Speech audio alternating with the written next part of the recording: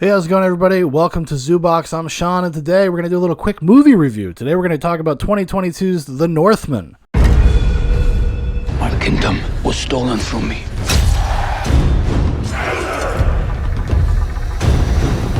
My heart knows only revenge.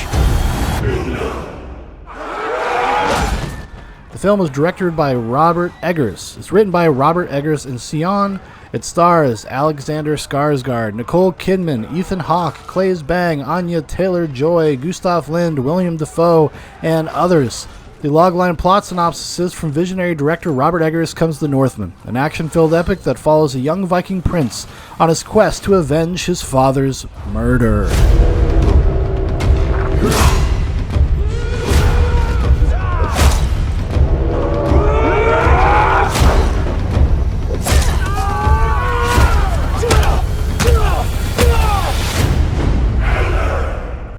So anyways, yes, the Northman. I've been looking forward to this ever since the trailer dropped. That first poster came out, which I thought was amazing, which is such a shame that we have to always dilute these things. We always got to water them down, always got to make them lowest common denominator. By the time the movie actually comes out, it's got one of those awful, like, floating head, floating body posters that I just cannot stand.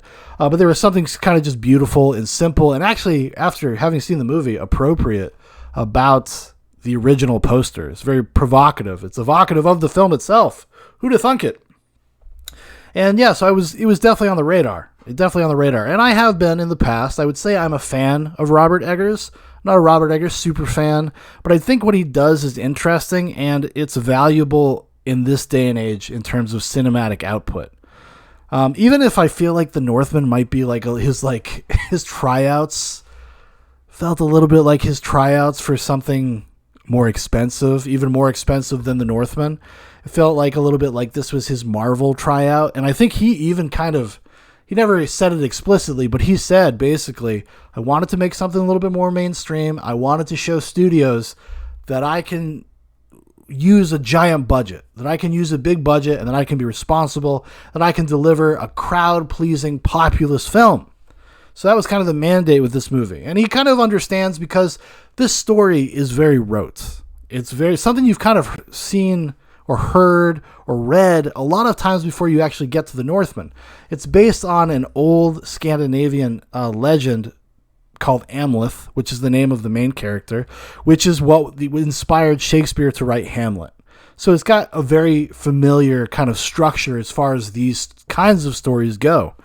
And it doesn't often deviate very far from that stuff. I think there's a few twists, and your mileage may vary depending on how familiar you are with like the things it's pulling from. I am very familiar with things like Hamlet. I'm very familiar with kind of these old revenge tales. And I think it slots pretty well into that. Like, it felt very predictable. I never felt surprised. Actually, the thing I was most surprised was how conventional it was. It is exactly what he said he wanted to do. It is a populist movie. He described it as Andrei Rublev, which is this Tarkovsky movie, meets Conan the Barbarian. And I think that's probably pretty accurate.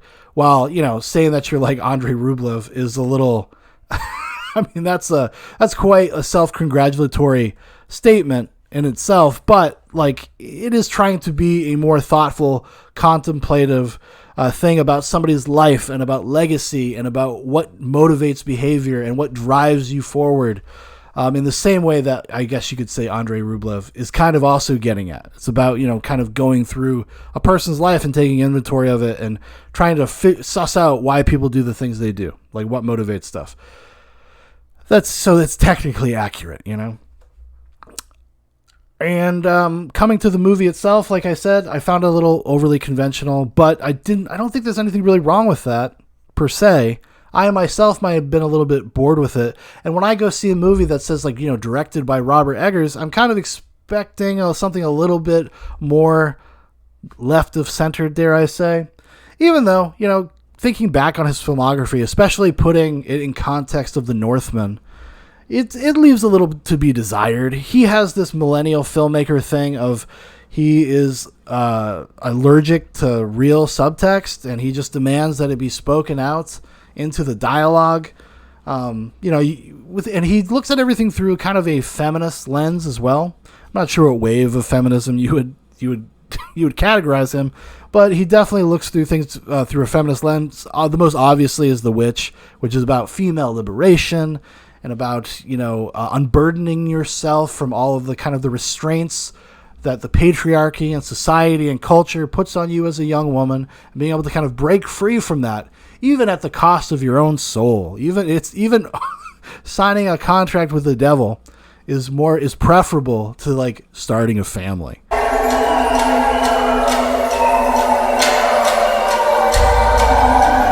As far as The Witch is concerned. And then you have The Lighthouse, which doesn't have any women in it, but it is a very female perspective on the nature of masculinity, toxic masculinity, dare I say, about male bonding, the self-destructive nature of that, how men like to covet, conquer, and coom.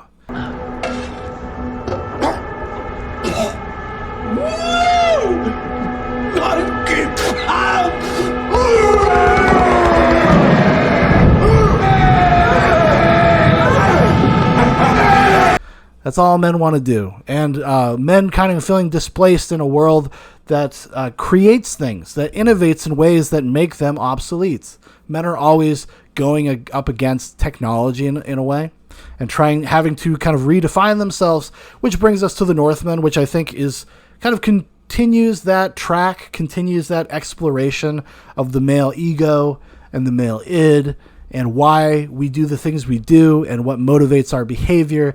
Is it just to control? Like, what does legacy mean? If anything, the Northman deals with explicitly is the notion of legacy. And it has a very modernistic, dare I say, feminist perspective on what it means to be a man. Or what motivates men. Our petty egos, our desire to see our seed proliferated throughout the ages, to have a legacy, to just believe in our fathers, uncritically believing in our fathers and the things that they tell us. But it's really the women. It's really the women with the secret knowledge. It's really the women that are pushing society forward while the men kind of wallow in the moment. And the men are all kind of presented as idiots. They're all just big, brutish morons. And, and when I was thinking about it, it's easy to get like reflexive, and it's easy to be like, well, it's being a little harsh. I think it is being a little harsh on the dudes, and also just suggesting that they're all fucking just primal morons. But that's just what Eggers has done since his first movie, The Witch. So it's not that surprising. But even in this context, it felt a little heavy-handed, and because there's a reality to that. There's a truth to that. There is a symbiotic yin and yang relationship between men and women. We complement each other. Women are more naturally good at things that men aren't, and vice versa. And that's just the way it's always been. And it would not shock me to find out that women at this time period maybe had a little bit more cunning, as they would say. I think Anya Taylor-Joy, even at some point in the movie, it's like very shortly after her introduction, she just says it. She just says the subtext of the movie. Your strength breaks men's bones. I have the cunning to break their minds. Which is, part of this idea of moving forward and changing the culture. And then it's also a transitionary period in history where like Christianity is kind of looming, and they're dealing with kind of falling away, almost becoming more secular themselves. They are kind of losing sense of who they are as a people and a culture, and how that's affecting them, how that's causing a lot of infighting and erosion. And, I'm not saying all these things. They're all in the movie, but it does not really have much of an interest in exploring them in any of these ideas to any great detail. It's kind of window dressing a little bit. It's there to be like, isn't that interesting? Doesn't that make you think? Isn't that kind of deep? Without really delivering any type of concrete message or thesis statement, I would say. And in that, it was a little disappointing, because you have the main character who is kind of a slave to the past, a slave to his primal emotional impulses, but also has a little bit of a mind to the future. And it's hard to really get into a lot of the stuff without just going on full spoiler territory, and I don't want to do that with this review. I want it to just be kind of short and succinct. So I'm not going to get into that. But as you can see, as you can tell, there are things to chew over. There are things to mull over in your mind after watching The Northman.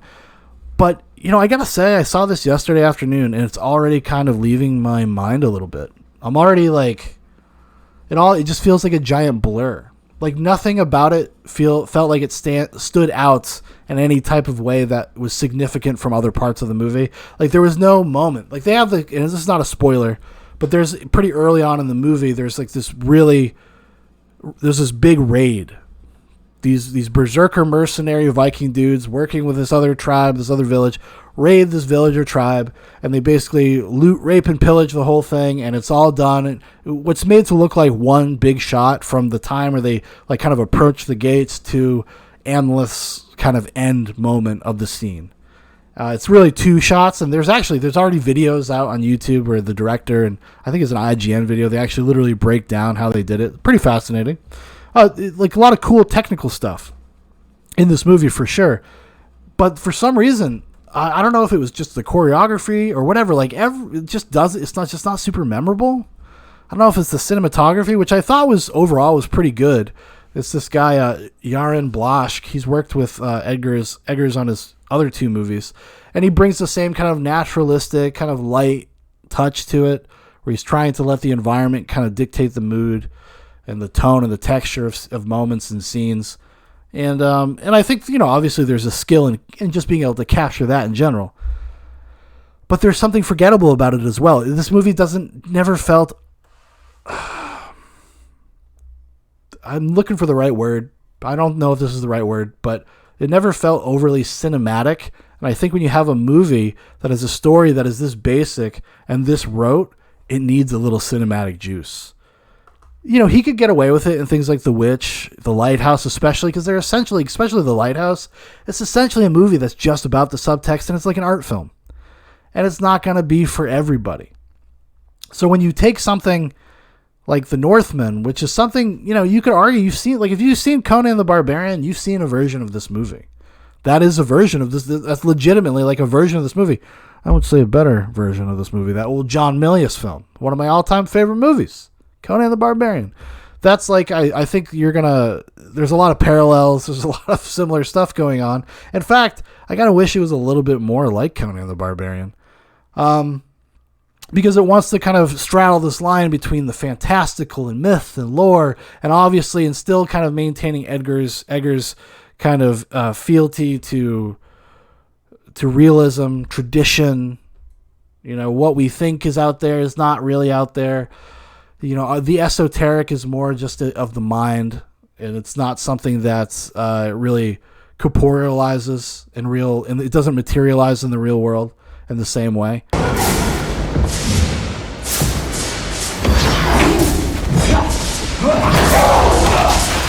But just as a visceral, cool experience, though, I'd say go see The Northman. If anything, just to support the idea, it's an original IP. As much as something like this is going to be original, it's an original IP from a director that has done a few other interesting movies. I don't know if they're not for everybody for sure.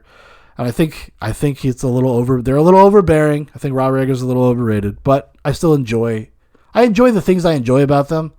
And I think that they're worthy because they're interesting things to talk about. They're actually movies that benefit from having friends that are into movies that you could sit there and you kind of either pick it apart positively or negatively. And that's not something you get from a lot of movies.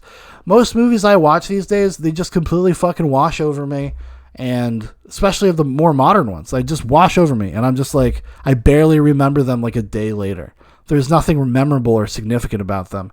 And I think The Northman at least is doing something that feels like it should be memorable. I'm going to have to give this a second go to really, really kind of organize my thoughts in a more kind of coherent, fluid fashion. I'm going to have to watch it again. I'm going to have to.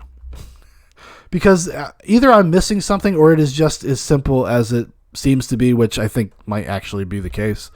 But to give it its fair shake, and I know I'm going to at some point, but like I said, if you're just like movies and you're kind of bothered by the current climate of movies, you got to support stuff like The Northman, so that somebody else maybe that's better or more well equipped to do something interesting will be given a chance to, because this is all like proving ground stuff to see what the temperature of the, especially in the United States, the U.S. movie-going audience, like, do they have an appetite for things like this anymore? Or should we completely 100% hyper-fixate on toy commercials for adults?